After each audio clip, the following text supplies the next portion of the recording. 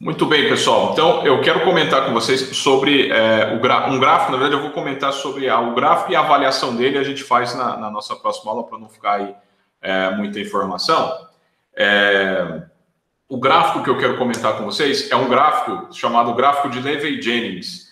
Ele é exclusivo aqui nesse caso, tá? Eu sei que a gente trabalha sempre aí no controle sobre todas as áreas relativas aí ao nosso estudo de uma forma mais ampla, horizontal da biomedicina. Mas esse aqui vai único e exclusivamente para a galera aí, para análise de gráfico, para análises clínicas, tá? Vou mostrar para vocês como é que você faz. Por quê? Lembra que eu sempre comentava com vocês em aula que quando você vai realizar um determinado exame, quando você vai realizar uma determinada atividade, sei lá, glicose, por exemplo, como é que você sabe, mesmo que você tenha ou fazendo manual ou tendo o aparelho, sei lá, como é que você sabe que aquele resultado daquela glicose que você está ali naquele momento analisando, sei lá, ela apareceu lá para você, ela deu 104.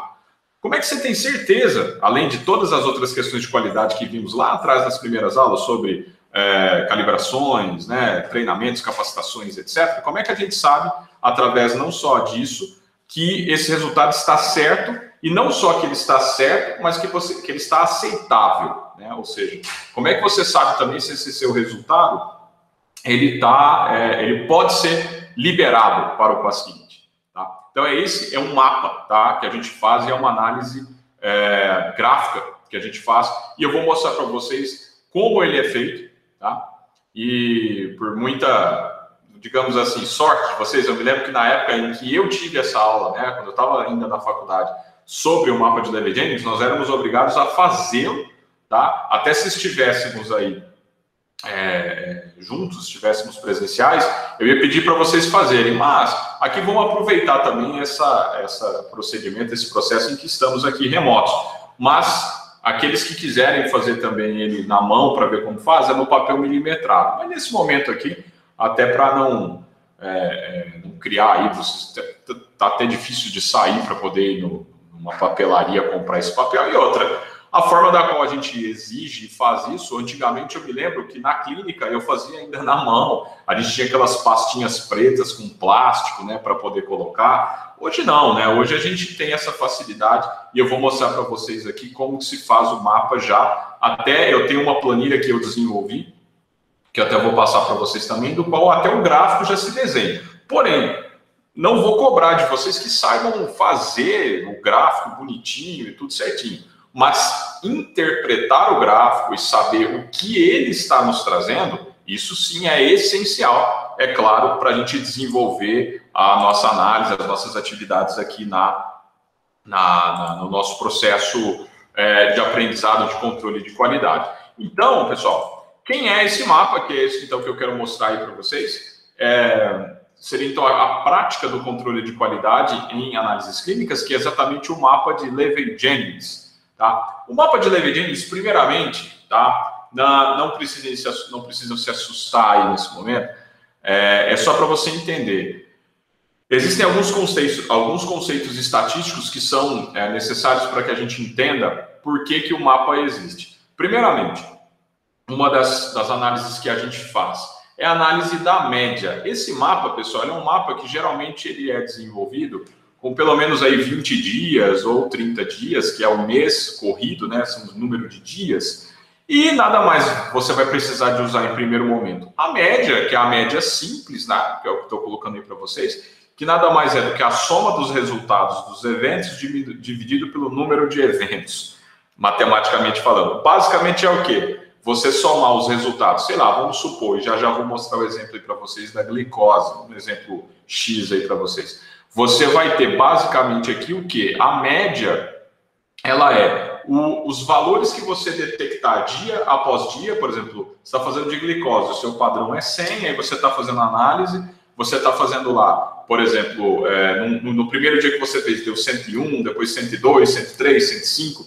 Então, e aí são feito isso em 30 dias. Então, o que você vai estar fazendo? A adição comum, 100, 101 mais 102 mais 105, ou seja, os resultados dia após dia, quanto deram, e dividir por 30. Então, ou dividir pela quantidade de eventos que você fez. Se você fez uma corrida de 20 dias, você vai somar todos os resultados nos 20 dias que você pegou e dividir por 20. Se for em 30 dias, todos os resultados dos últimos 30 dias e dividir por 30. você tem a média simples. E com a média, que é tão importante, você vai calcular o desvio padrão, tá? Porque o desvio padrão vai ser nada mais do que a soma de cada um desses eventos menos a média, e elevar isso ao quadrado, dividido pelo número de eventos, 20, 30, sei lá, menos 1. Esse é o desvio padrão. Vai descrever a dispersão ao redor da média. Então, ou seja, você vai ter um valor médio. Já vou mostrar no gráfico para vocês, só estou demonstrando aqui a parte mais teórica, tá? Você tem o gráfico, então, a quantidade, os resultados que você teve nos dias em que você fez as análises e dividiu pelo número de dias, te dá a média. Então, vai ser o centro do gráfico, tá? Ele vai ser aí para nós a média. E o desvio padrão é o que a gente chama de dispersão em redor da média, ou seja, quanto que foi, a gente vai ver que no gráfico vai ser até 3 desvios padrão da média e menos 3 desvios padrão da média, tá? Então você vai pegar mais ou menos a dispersão dessa média. Por que ela é importante de ser feita? Porque ela vai medir para a gente vai traçar o gráfico bonitinho, né? Vai fazer as linhas, ela que vai nos demonstrar com as regras de Westgard, que é a nossa aula que vem, como que você pode aceitar ou rejeitar determinado resultado. E você pegar ainda esse desvio padrão e dividir por essa média, tá? Multiplicando aí por 100, você vai ver o coeficiente de variação, ou seja, qual foi a variação que você teve de um resultado para o outro, tá? Vou mostrar no gráfico, acho que vai facilitar aí o entendimento de vocês. Então, como é que a gente faz a aplicação desses sistemas de controle de qualidade interno na rotina diária? Primeiramente, você vai verificar inicialmente a reatividade, que tipo qual é o tipo de reação que você vai utilizar. Vocês viram bastante isso, imagino, ou se não viram, vão ver ainda na parte aí bioquímica e tudo mais. Tem as reações de ponto final, cinéticas, colorimétricas e tudo mais. Você vai calibrar o seu sistema de controle de qualidade, né, fazer as calibrações devidas no aparelho ou manuais. Vai excluir qualquer tipo de interferente que possa causar, verificar se aquele seu controle ele não está com algum problema qualitativo, com hemólise, com soro lipêmico e etc. E aí sim é que você vai construir, né, o seu mapa de Levey-Jennings, vai ser plotado nesse mapa. E aí depois disso que vem o Westgard, que eu disse a vocês que seria uma análise dos resultados, que a gente vai somar isso na nossa próxima aula. E aí sim o Westgard vai trazer para vocês algumas ações, se elas vão servir apenas de alerta ou se elas vão ser ações mandatórias que não vão permitir que você libere o seu resultado, tá? Então, ó, quem é esse gráfico? Então tá aí, Levey-Jennings, em 1950, tá? São 2 autores, propuseram, então, plotar resultados das diferenças entre duplicatas, tá? Depois eu vou mostrar para vocês que dá para a gente fazer esse mapa usando duplicatas, ou seja, você fazendo o seu controle de qualidade 2 vezes para comparar um resultado com o outro, tá? E passou então a ser denominado de mapa de Levey-Jennings, tá? Depois outros autores, Henry Segalove, utilizaram alguns limites baseados em algumas avaliações estatísticas, ou seja, pegaram vários desses mapas e perceberam que o que variava bem, porque se você fizesse um mapa com desvios padrões extremamente altos, ficava um mapa muito confuso. Então eles pegaram, até para poder delimitar o processo das regras de Westgard, eles delimitaram entre que os limites seriam máximos de até 3 desvio padrão para cima, positivos, e 3 desvios padrões, ou desvio padrão, não preciso até ler depois se eu estou falando certo, se é desvio padrão ou desvios padrões. Depois eu até vou pesquisar. Tá, então SD aí que vocês estão vendo é de standard, fala-se de standard desvio, né, de detour, né, de standard detour ou desvio padrão, como limite de controle de qualidade, tá? E é esse que é o processo que a gente usa nas análises clínicas para aceitar ou rejeitar um resultado de exame. Bom, esse processo é utilizado através da curva de Gauss, como vocês estão vendo aí, tá? Que vão poder girar na curva. Mas isso aqui é mais ou menos se você plotasse o gráfico de lado, né? Se você teria aí de menos 1 desvio padrão, menos 2 ou menos 3, tá? E as diferenças sendo aí, ó, de quase 100% entre mais 3 e menos 3, aqui 95 entre menos 2 e mais 2, e de mais ou menos 68 entre menos 1 e mais 1. Dependendo dos resultados, quando eles se encontram aqui no meio dessa dispersão, eles podem ou não ser aceitos, tá? Eu vou mostrar isso para vocês. Então, ó, o gráfico Basicamente, ó, galera, se vocês tiverem qualquer dúvida aí, eu sei que a matéria aqui agora é um pouquinho mais concentrada aí na parte matemática e etc., podem me chamar aqui pelo chat, por mais que eu esteja aqui apresentando, eu não vejo lá de volta, mas aí a hora que chega um barulhinho do chat, eu consigo ouvir, aí eu volto para atendê-los, tá? Ou pode mandar áudio, tá liberado, fiquem à vontade, tá? Se tiverem alguma dúvida aí nesse meio aí que eu estou dizendo para vocês. Então, ó, os limites de decisão. Lembra que eu falei para vocês? Vocês fizeram lá um exame de glicose, que era, vocês foram somando os resultados que deram ao longo dos 30 dias e dividiram por 30 e encontraram uma média. Vamos supor que essa média seja 100. A média 100 vai estar aqui, ó, bem aqui nessa linha da média do gráfico. Vai ser o meio do gráfico, tá? Do eixo X do gráfico. E o eixo X do gráfico vai nos trazer aqui depois embaixo os dias que você está fazendo os seus testes de controle de qualidade. E aqui no eixo Y vai ser os resultados, tá? Então vamos supor que aqui seja 100, tá? A média seja 100. Quando você vai calculando os desvios padrões, ou desvio padrão, você vai ter, vamos supor que o desvio padrão deu, sei lá, deu 10. Então, a média mais um desvio padrão, então aqui é 110, aqui é 120, aqui é 130. E aqui é 90, 80, 70. E à medida que os resultados forem aparecendo, deu 101, então vai vir aqui no dia 1, vai bater aqui no 101. No outro dia deu 80, então ele vai ser o quê? Mais ou menos aqui. E aí você vai somando aqui, vai ligando os pontinhos do gráfico e ele vai sendo montado ao longo dos 30 dias da tua análise. Ok? Dúvida até aí? Se tiver, aproveita aqui e manda para mim. Por enquanto tudo certo? Tudo ok? Quem está vendo depois no YouTube, se tiver alguma dúvida aqui, já sabem, como sempre, manda para mim lá no WhatsApp ou manda pelo e-mail, beleza? Bom, e aí cada pontinho desse, né, que a gente vai formando aí, tá? A Amanda falou aqui, tudo ok, beleza? Então, a cada dia corrido, né, dias e corridas, você vai marcando nesse seu gráfico onde foi o resultado que você obteve na calibração desse controle interno. E ele vai sendo montado aqui. Por que ele é tão importante de você fazer ele bem bonitinho? Porque ele vai nos trazer algumas questões de análise. Aqui, seria um comportamento ideal, tá vendo? Aqui é um exemplo de um gráfico em que a média era 3, tá? Vamos supor aí, sei lá, um exame qualquer aí, que dava 3 de média. Aqui você tem até menos 2 desvio padrão é para baixo, mais 2 é aqui para cima. Então, olha só, aqui você tem o engolfo aqui do processo entre a média e até, porque não confundam, tá? Aqui mais 2 é porque aqui é mais 2, depois é mais 3. Então, dentro desse item vermelhinho, dentro dessa área onde está aqui o tracejado de vermelho, aqui dentro, a tua média, ela só excedeu no máximo até um desvio padrão e até menos um desvio padrão. Daqui em diante já seriam 2 desvios padrões, tá? Ah, mas e se ele exceder aqui? Calma.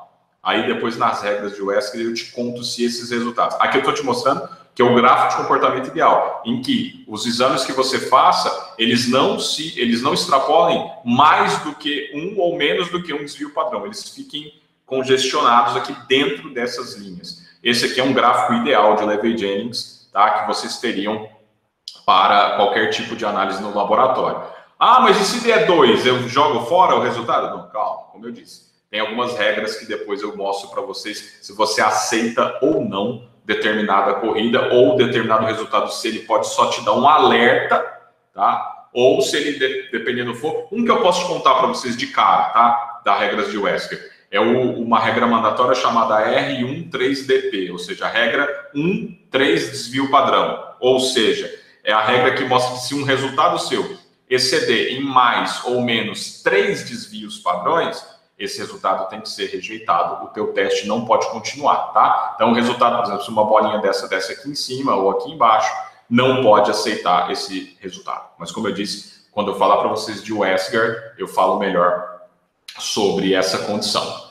Bom, e por que é tão importante você também plotar esses gráficos? Porque dependendo de onde você encontra seus resultados, de onde eles estão aparecendo, pode considerar um erro, tá? Que pode ser randômico, tá? Ou sistemático.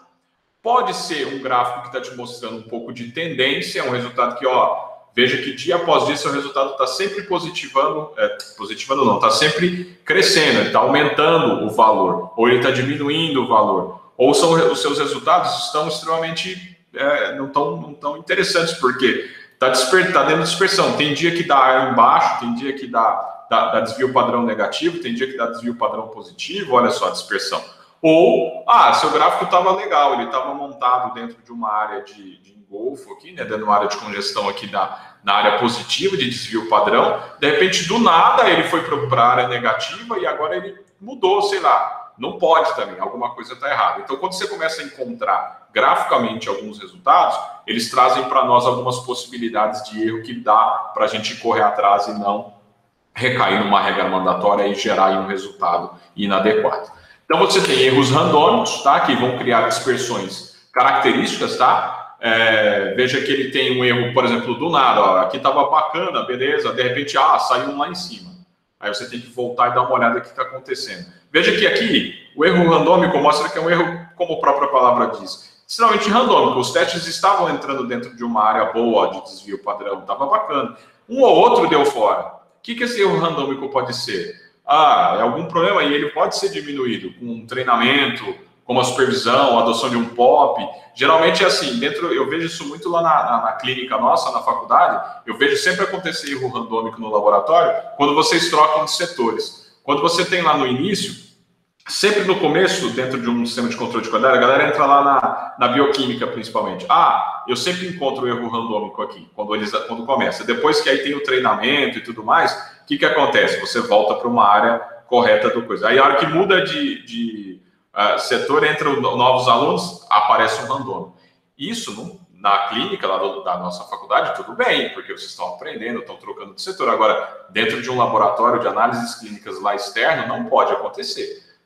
Mudou de setor, a pessoa não pode errar dessa maneira. Então, o erro randômico basicamente é uma falta aí de um treinamento, uma supervisão, ou adotar um POP, resolve aí tranquilo o problema. Os erros sistemáticos geralmente são um erro que cria um desvio característico. Veja, o valor verdadeiro estava aqui, o teu traço aí de análise está sempre acima, está sempre em cima de desvio padrão, e veja que ele está sempre aqui em cima. Eu vou mostrar para vocês que isso aqui vai ser uma regra mandatória também, que é a R10X, tá? Lá no Mestre eu mostro para vocês. Pode ter nenhuma correção, uma melhoria do teste também resolve o teu erro sistemático. E como é que eu calculo esse mapa? Aqui eu estou dando um exemplo, sei lá, de uma creatinina, em que você fez aí, né, pelo resultado aqui, ó, nos dias corridos. No dia 1, ela deu lá 0,53. No dia 2 deu tal. Aí você foi fazendo toda essa análise, ó. No final, você fez o quê? Somou todos esses resultados, dividiu por 1, 2, 3, 4, 5, 6, 7, 8, 9, 10, 11, 12, 13, 14, 15, 16, 17, 18, 19, 20. Somou todos esses resultados e dividiu por 20. Ao dividir por 20, você encontrou a média, que é 0,50. Fez lá a análise que eu disse para vocês. Tá? Colocou lá a raiz quadrada da média menos a média, a raiz quadrada da média menos o número de eventos sobre o número de eventos menos 1, encontrou o desvio padrão e dividiu um pelo outro e multiplicou por 100, encontrou o seu coeficiente de variação. Tá, esses resultados trazem isso aqui para mim. Ó. Entendam veja que a média de todos esses resultados somados e divididos por 20 deu média 0,503, beleza? Quando eu joguei na nossa fórmula do desvio padrão, que eu acabei de dizer para vocês, encontramos que o desvio padrão é 0,035869. Então, considerando que o desvio padrão é esse valor, quanto é a média mais um desvio padrão? Basta somar. 0,503 mais 0,035869, você tem 0,39, tá? Se você depois tem, mais 2 desvio padrão, é a média mais esse valor, tá aqui. E 3 vezes, né? 3 vezes não, perdão. E 3 desvio padrão, é a média mais 3 vezes esse valor, que dá aqui. E mesma coisa embaixo. Quanto é a média menos esse valor? Está aqui, Quanto é a média menos esse valor vai dar um resultado, menos esse valor de novo, 2 vezes, né? Tá aqui. E quanto é a média menos esse valor, menos esse valor, menos esse valor? Tá aqui. Vocês conseguiram entender essa formação, pessoal, antes de eu jogar lá para vocês verem no gráfico? Vou voltar aí para a nossa colocação aqui. Então, pessoal, que vocês conseguiram entender antes de eu passar lá para o gráfico em si, porque, como eu disse, vou fazer uma mamão com açúcar para vocês. Já tem o gráfico pronto. Eu só quero que vocês entendam como é que ele foi formado, tá? Então, só recapitulando, você pegou esse gráfico, pegou a sua análise dia após dia do teu controle de qualidade, deu aqueles resultados, tá? Somou esses resultados, dividiu pelo número de dias que você fez, você teve a média. Calculou através da média o seu desvio padrão, somou o valor da média a um desvio padrão, a 2, a 3, menos 1, menos 2, menos 3. Você tem agora a condição de montar o mapa. Ficou claro para vocês? Posso passar lá para o Excel para vocês verem agora o mapa prontinho. Na verdade, eu vou montar de novo ele com vocês, só que agora no Excel. Ficou claro? Beleza? Vocês têm alguma dúvida?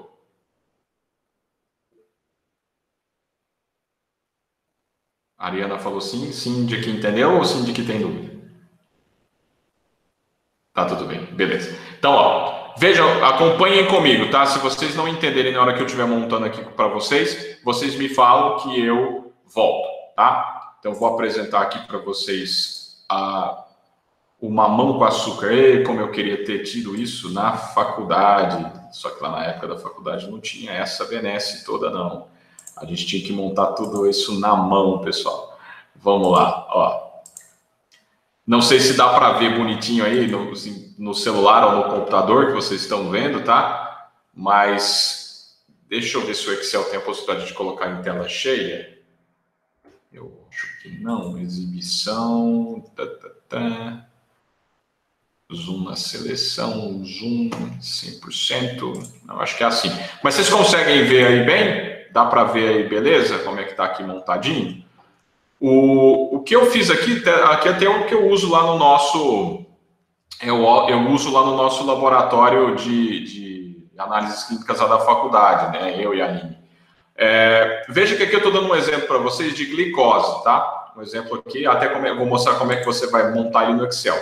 Veja que aqui, por exemplo, você está fazendo uma análise de um padrão, vamos supor que seja de glicose e seja de 100 aqui o padrão, tá?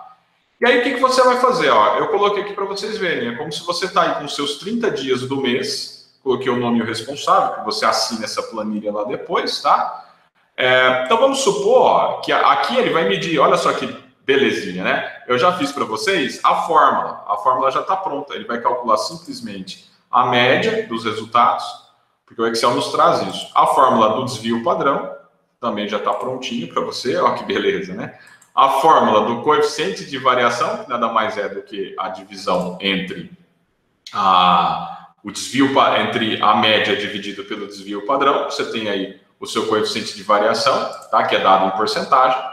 E a média, veja só como é que eu coloquei. Ó, a média, ele vai pegar o que aqui para mim? Ele vai pegar, veja, a célula, que é a própria média. E para você fazer mais um desvio padrão, o que ele vai fazer? A média mais uma vez o desvio padrão, que está aqui. O outro, a média mais duas vezes o desvio padrão, ó. A média, olha lá, a fórmula está montada, ó. É a média mais duas vezes quem? O G11, ó, que é o desvio padrão. E média mais 3 desvio padrão, simplesmente vai montar aí para nós. Tá? Também a média mais 3 vezes o desvio padrão. E embaixo, mesma coisa. Eu estou fazendo a média menos uma vez o desvio padrão, média menos 2 vezes o desvio padrão e média menos 3 vezes o desvio padrão. Tá.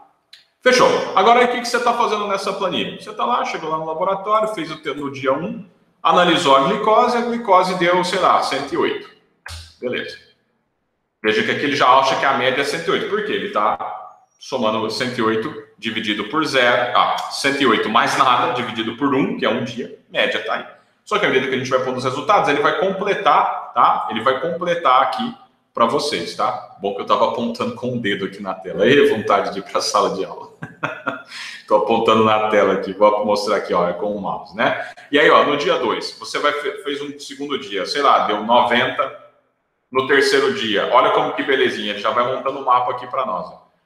Depois do segundo dia, sei lá, deu 99, deu 101, 104, 110, 103, 94, vamos pôr aí, 99, 94, 100, 101, 106, 108, 96, 99, 100, 104, 104, 100. Aqui estou fazendo a dispersão normal, como se eu estivesse fazendo dia após dia esses resultados, tá, pessoal? 104, 115, não vou jogar tanto assim, não. Vamos por 109, 100, 101, 90, vou pôr 98, 99, 104, 92, 96, 100. Então, olha só o que aconteceu, pessoal. Ao longo de 30 dias, o que ele fez para mim? Ele pegou a média, que é o quê? Nada mais é do que você somar todos esses resultados e dividir por 30. O resultado deu 100,8.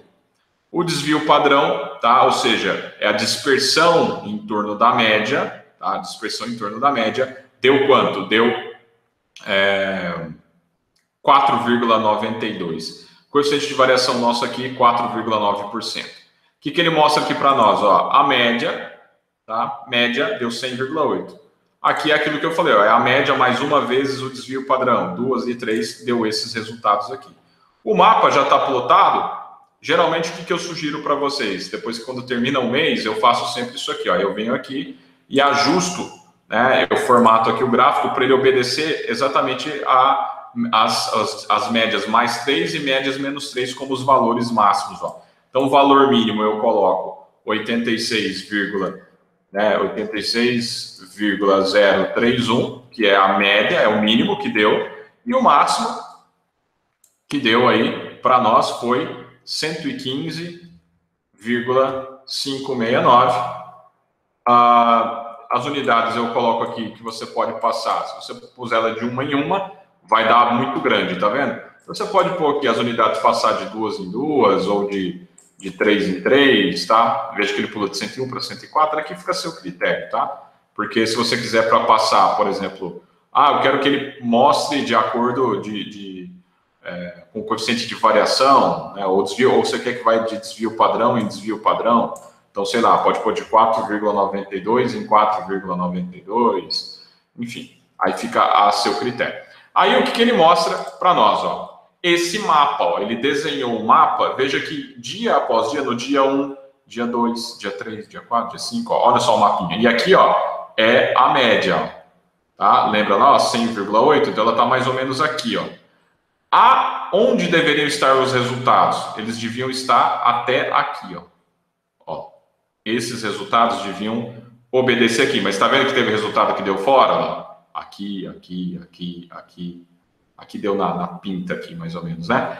Esses resultados que deram aí é que nos vão trazer algumas particularidades para a nossa análise de laboratório. É ela que vai trazer agora a nossa prosseguimento, que é o que nós vamos fazer na nossa próxima aula, sobre quando que eu sei se esse resultado estava fora ou não.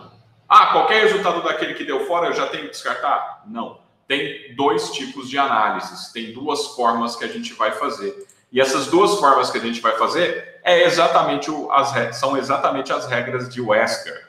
As regras de Wesker vai nos trazer exatamente como avaliar esse gráfico, tá? Depois que você montou o gráfico, como é que eu avalio ele? Como é que eu sei se os resultados estão dentro ou estão fora e se eles podem ou não ser liberados? Esse, assim, é o tema da nossa próxima aula que eu vou comentar com vocês, que serão as regras de Wesker.